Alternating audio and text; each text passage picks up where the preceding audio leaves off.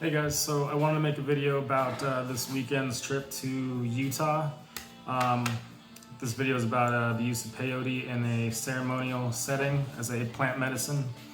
I made a video a year and a half ago, mid-December of 2019 on ayahuasca. You guys know I'm much more a writer. I rarely do videos, but I feel like when something's as profound as something like this, I'd want to make a video about it, maybe be more personal on it. So if this comes out a bit clunky, I apologize up front. But so first off, if you are a member of the Native American Church, you are federally protected to take part in sacrament. So you can ingest, psilocybin mushrooms or ayahuasca or San Pedro or peyote, any of the plant medicines that are covered federally under the Native American Church. So if you have a membership, you can take part in that. And that is in states. So you can travel internationally for these medicines to go to other countries where it is legal, but where it is not legal in the States, if you are a member, you may take part.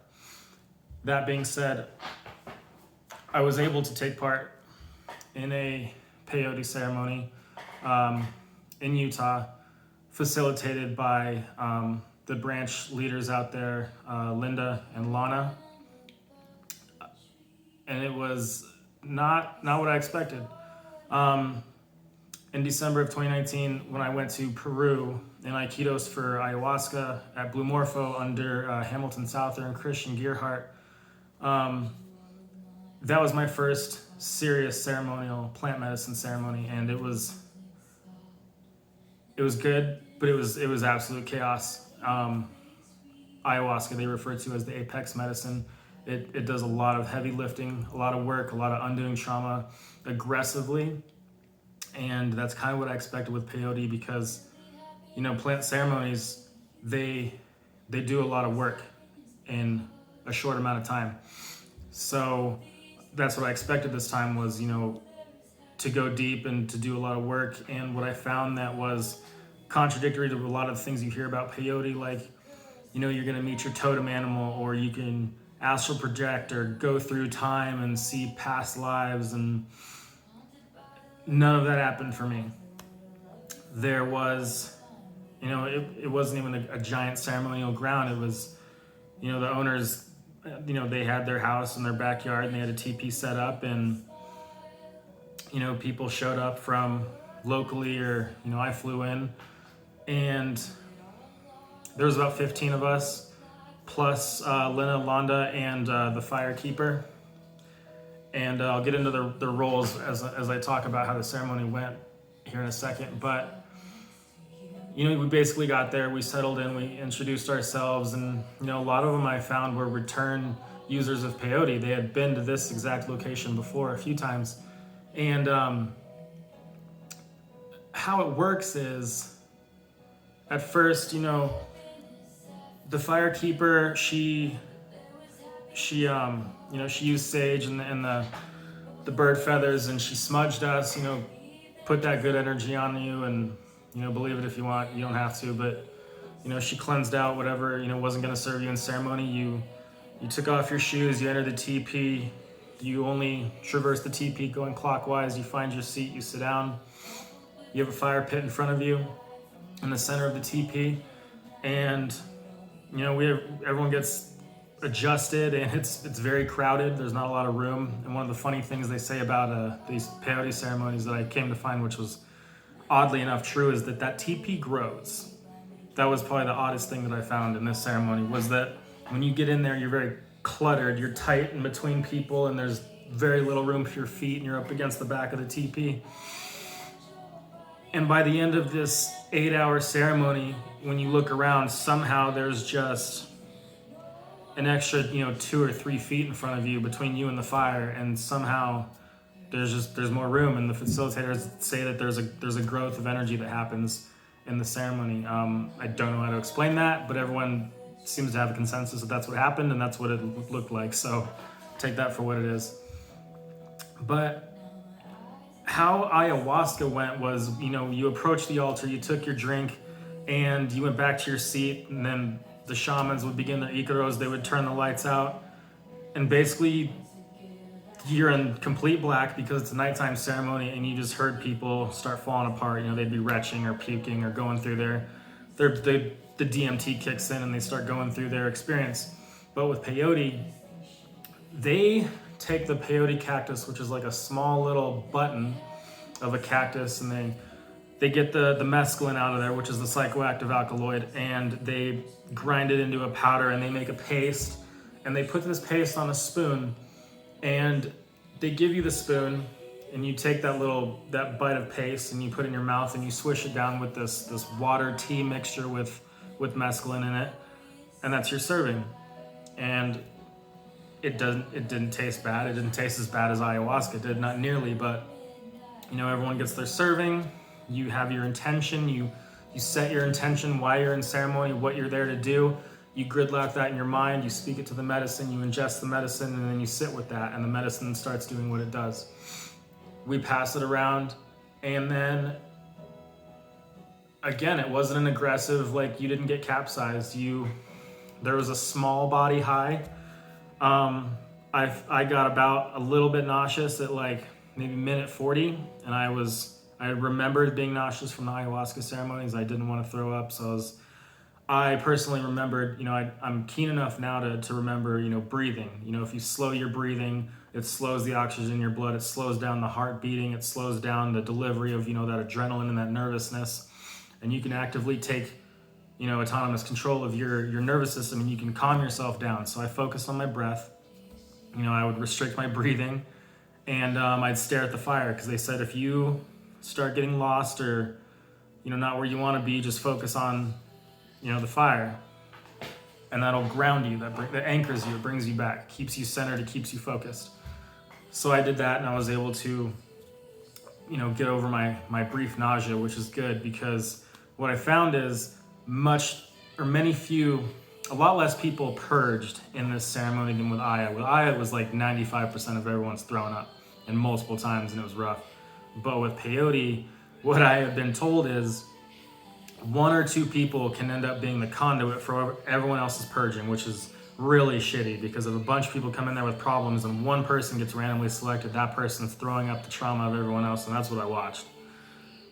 There was one female in particular who got her ass kicked. She was puking gutturally the whole time into the fire, and that's the firekeeper's main responsibility, is to tend to the fire. She keeps the logs burning.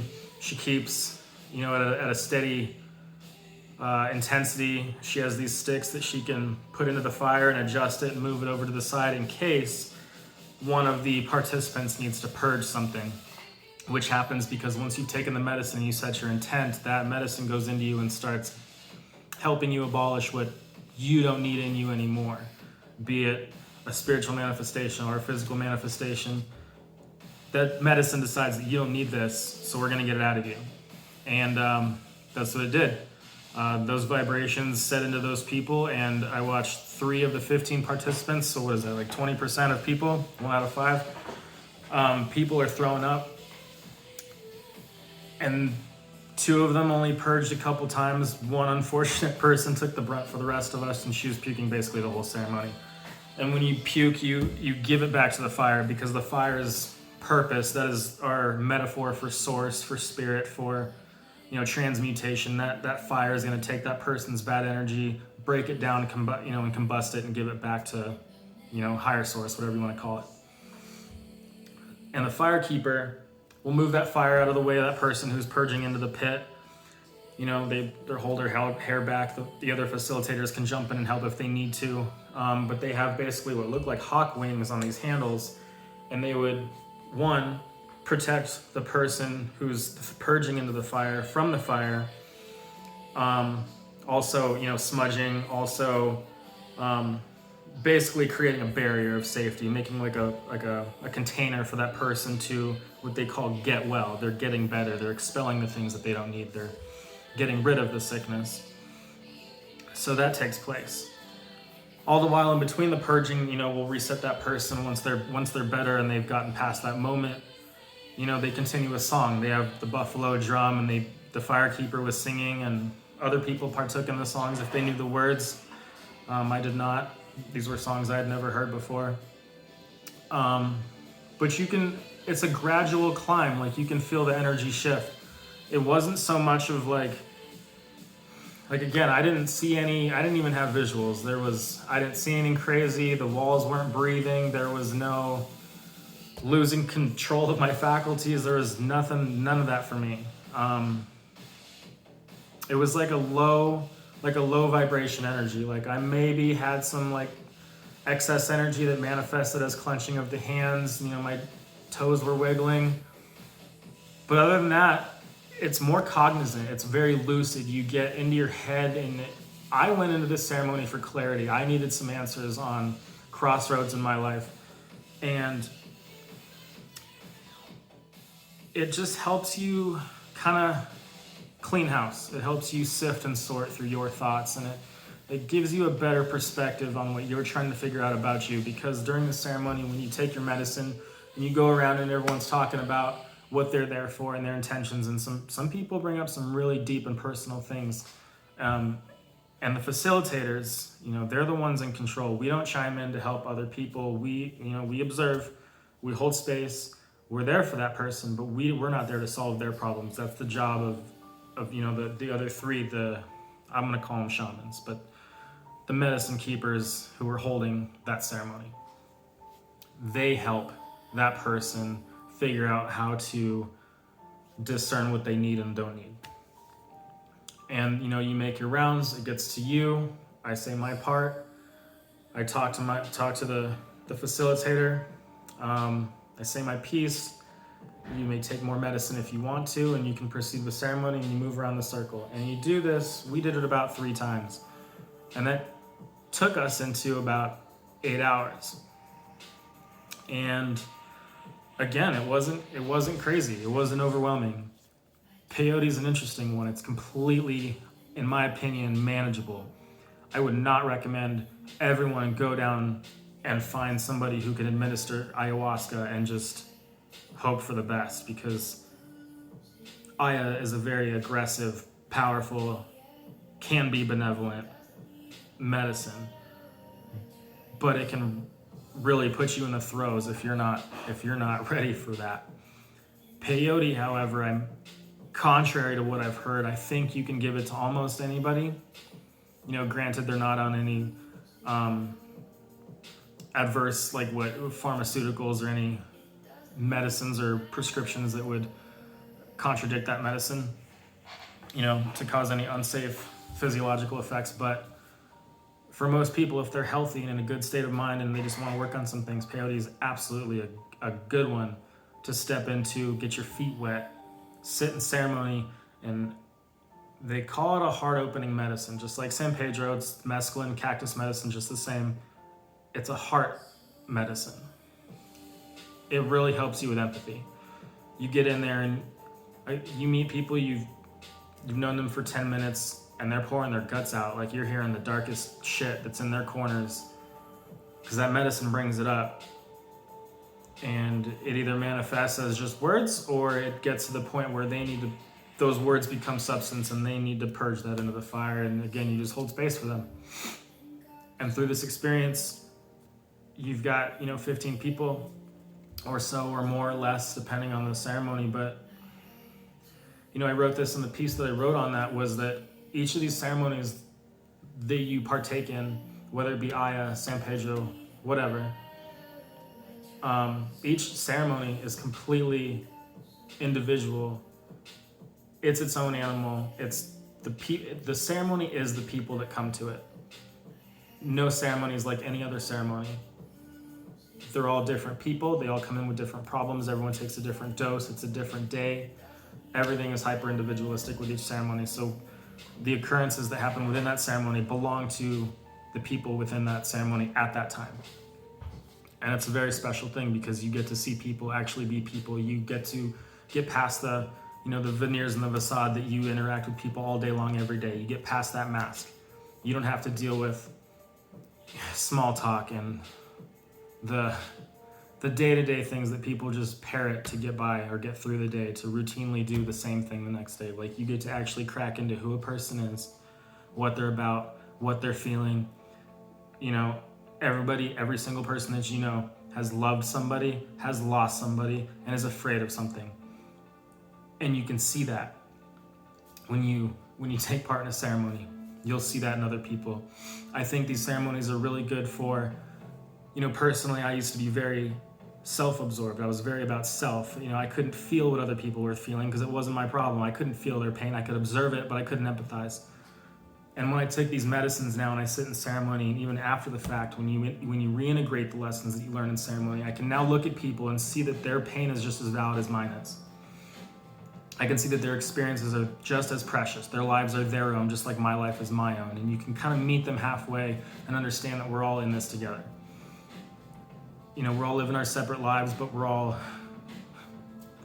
in the species way. We're, a giant family just kind of fumbling through it, trying to figure it out.